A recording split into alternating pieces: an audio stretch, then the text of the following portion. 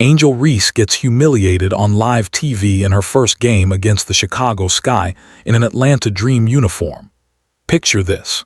She gets dumped by the Chicago Sky, spent months hyping up her fresh start with the Atlanta Dream, then comes back for her first game against her old squad and shot 29% while her ex-teammate swats her layup into another dimension. That's exactly what happened last night when the Atlanta Dream visited Chicago and the internet completely lost it.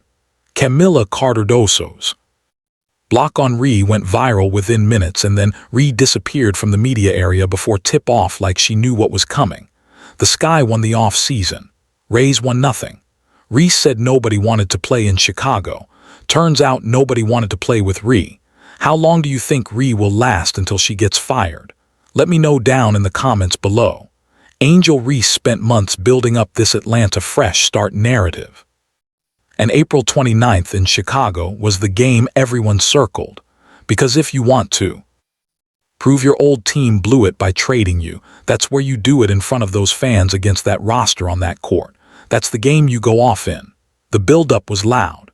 Ree had been talking about expanding her game, shooting threes, becoming more versatile, and Dream fans were already writing off the Sky entire 2026 season before it started. Atlanta was going to be a contender. Chicago was going to regret the trade. That was the story going in. Can't believe this is my life. Like I said earlier, the paint is wide open. Like I can drive. I had a lot of success last year ISOs. So just being able to come down until somebody stops me. Everybody's on leash and on Rye staying with JC, so it opens up the floor, but also it makes the job easier for me where I don't have to always take the shot. Like I can come and do introverted screens where they scream for me and they pop, and I can kick it to them too. So just being able to have great players, it makes everybody's life easier. Then the game actually started. Reese shot 29% from the field, and the internet did not process that quietly. Let's put that number in plain terms, because 29% doesn't mean she had an off night where the ball rattled out a few times. That's missing more than 2 out of every 3 shots she attempted. And when your entire game is built on physicality and finishing at the rim, when you don't shoot threes at any real rate and you're not running pick and rolls as a ball handler, 29% doesn't leave you anywhere to hide. There's no other part of the game carrying the load when the FINISHINGBREAKS down. Angel RESC preseason basketball. We're back, baby. 3 balls, you want some? Come get some. Bang. I heard SHEGOT traded for a used jock strap and a dirty diaper. New team, same layup package. Bang. How about the EYEBALLS? You know what they say, free throws ain't free. How about it? They say second time's a charm. Bang. No, it's not. How about the third time? 5. The fourth one will go in, that wrist. Spend that ball. WIGGITY. Bang. SHE only played around 13 minutes. And the Dream framed that as a rotation decision, load management, whatever label made it sound intentional. But 13 minutes and 29% from the field isn't a coach managing a player's workload carefully. That's a player who couldn't impose herself on the game and came off the floor. And here's the part that made the whole revenge narrative fall completely apart. The Sky sat out Skylar Diggins-Smith, DJ Janet Carrington, and Azura Stevens. Chicago wasn't even dressed to compete at full strength, and Reese still couldn't get anything going against a depleted roster. Sky coach Tyler Marsh spent most of the game evaluating younger players and different lineups, because for Chicago, this was a developmental exercise, not a war. Ree treated it like a statement game and came away with nothing to say. Look, it's over. People were like, oh, she's not a third or fourth option in this team. Yes, she is. Ryan Howard and Alicia Gray are the first 2 options in this team. Like, it is what it is. They are the first 2 options in this team, whether Angel Reese fans like it or not. And then when Bree Jones comes back, Bree Jones is the third option. Whatever Atlanta did do right that night came from Ryan Howard and Alicia Gray, who were the actual engines of the Dream's offense. Reese's contribution to the win landed somewhere between minimal and decorative. And Dream coach Carl Smemesco claiming her impact was felt on nearly every possession. While she shot 2 of 7, is exactly the kind of coaching quote that sounds supportive and means nothing. The fans watching the tape clipped every missed attempt and stacked them on social media before the fourth quarter, even started with one post summing it up pretty directly. She hasn't worked on her game at all. One specific play, though, captured the whole night better than any statline did. Picture being the player who left. Chicago, coming back for your big revenge game and getting your layup swatted clean by the center your old team built their future around in front of the fans who used to cheer your name. That's not a bad night. That's a storyline. We've got the Atlanta Dream against the Chicago Sky. Angel Reese against her former teammates that she held their heads underwater and drowned them publicly to the media. And by the way, she's now blaming the media for what she said about her teammates. Camila Cardoso's block on Ree went viral within minutes, and it wasn't just a good defensive play. It was the kind of moment that writes its own caption. Cardoso is exactly the player Chicago chose to invest in instead of finding ways to keep Reese around. So when Cardoso swatted that layup into the third row, the crowd felt the whole 2-year story in about 1 second. People in the arena reacted immediately, and the clip spread across every WNBA corner of social media before the quarter finished. Fans online weren't subtle about it either, with one comment asking, "How does she have negative vertical?" and another pointing out that she can't jump and shoots from her hip. You'd think in all the years she's never fixed that. And that's the part that makes the Cardoso block sting so much more than a regular blocked shot. Because finishing at the rim isn't just one part of Reese's game. It's basically the whole game. She doesn't shoot threes at any real rate. She's not running pick and rolls as a ball handler. So when she can't convert around the basket, there's genuinely nothing else to fall back on. The backup plan doesn't exist. What made the night worse is that the Cardoso block wasn't even the only missed layup. Ree missed multiple attempts around the basket across her 13 minutes. And when you're already shooting 2 of 7 from the field, every one of those missed finishes becomes a screenshot somebody posts. Fans compiled lowlight reels before the game was over, with one post putting it plainly. She hasn't worked on her game at all. That's a rough thing to read after a game you were supposed to dominate. Oh yeah, favorite possession right here. Jam, nah, not ready, not ready. Hands a little slippery. Had too much popcorn with butter, butter, butter. How many times I got to tell you only 3 things in life are certain. Death, taxes, and Angel Re smoking LAMPS. Baby, give me all that burn. Reese's supporters tried to frame the missed layups as a product of aggressive defense or an unfamiliar scheme, but Jani Carrington and Azura Stevens both sat out, so Chicago wasn't even throwing its best defenders at her. The Sky ran out of depleted rotation and still couldn't get out of Reese's way fast enough to let her score. Dream fans kept redirecting to the final score, which sure, Atlanta won, but Ryan Howard's fingerprints covered that win, not Reese's. Pointing at the scoreboard when you shot 29% is like taking credit for a group project you showed up late to. The Cardoso block became the image of the night because it said everything without needing any explanation. The player Chicago kept rejected the player Chicago traded away, literally. And the United Center crowd absolutely knew it. And she has made comments about playing against Chicago and heading back to Chicago. Angel Ree claims there is no bad blood. Well, she's the ones that said the bad things. Ask the teammates, the former teammates, if there's any bad blood. Angel's the one that ran her mouth. Before the game even tipped off, Reese was already making headlines for something she didn't do. She skipped the pregame media availability. And given that she's publicly joked about getting fined for not talking to reporters, the timing of that skip was pretty hard to ignore. And look, Ree has been open about this. She admitted, "I'll take a fine. I'd rather take the fine sometimes rather than talking to the media because it always gets flipped." She's also said she finds media interactions terrifying because she believes even friendly questions get twisted around on her. Fine, that's her experience and she's allowed to feel that way. But when you're walking into your first game against your old team, the one that traded you away, skipping the pregame session doesn't read as unbothered. It reads as someone who already knows the night isn't going to go the way they planned. Of course, she made these comments on a podcast with a Michelle Obama, Big Mike himself. Oh Lord, the two-time All-Star is determined to not repeat her past mistakes in Atlanta, even if it means fines from the league's office. The pregame availability would have been a perfect spot to just set a tone, say something about how excited she was to compete, maybe even say something halfway decent about Chicago's rebuild.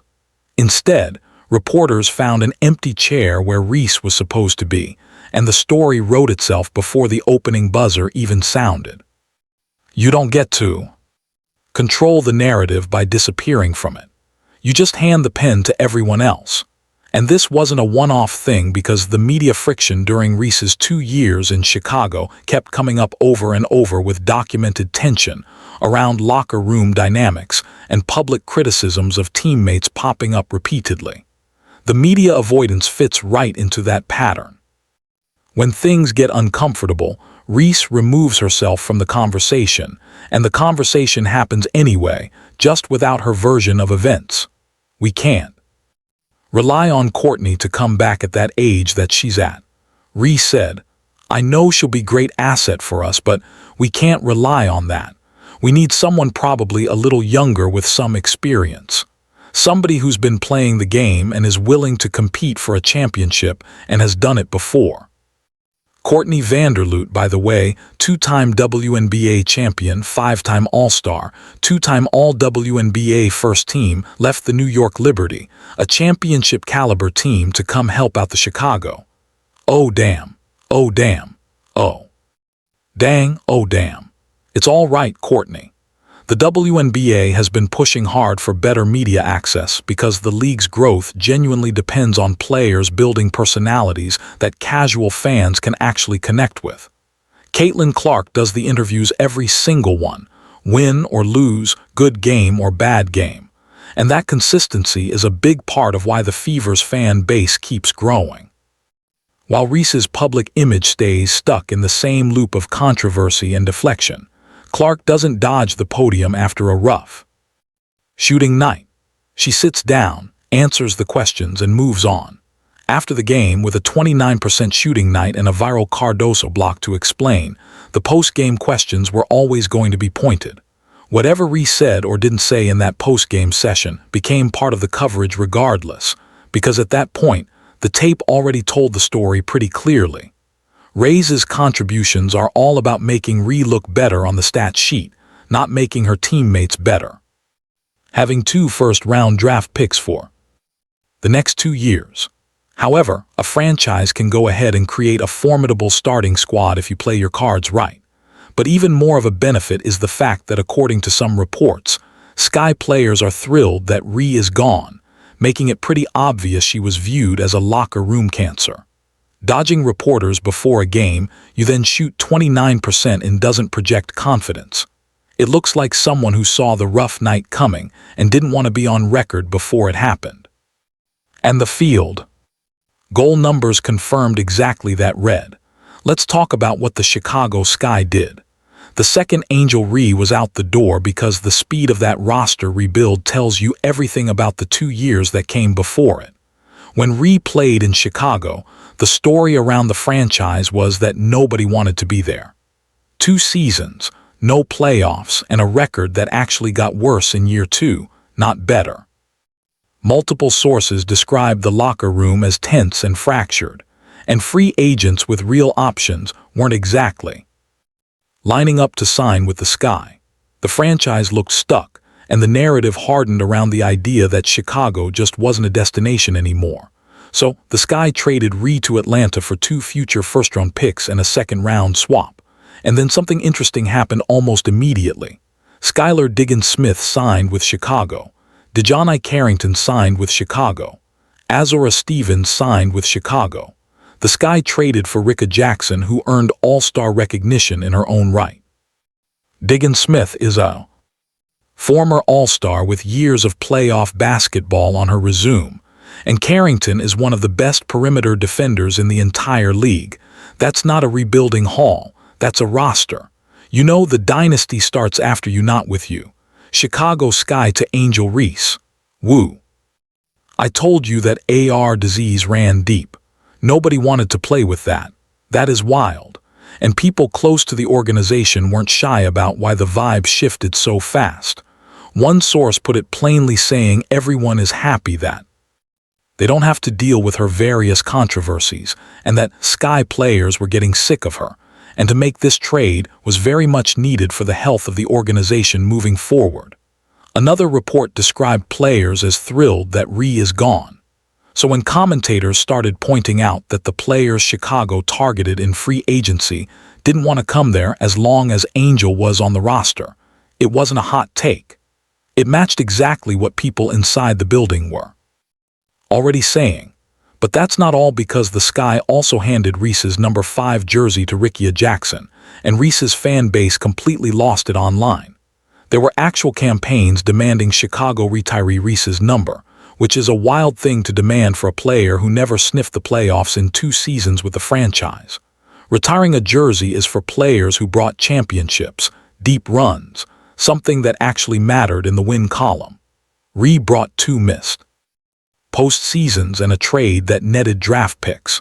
So Chicago giving that number to Jackson wasn't a slight. It was just the organization moving on and not pretending otherwise. They traded away Angel Ree and then said, "We're going in. We're going in right here, right now." Had to get her off the team to get these players to come here.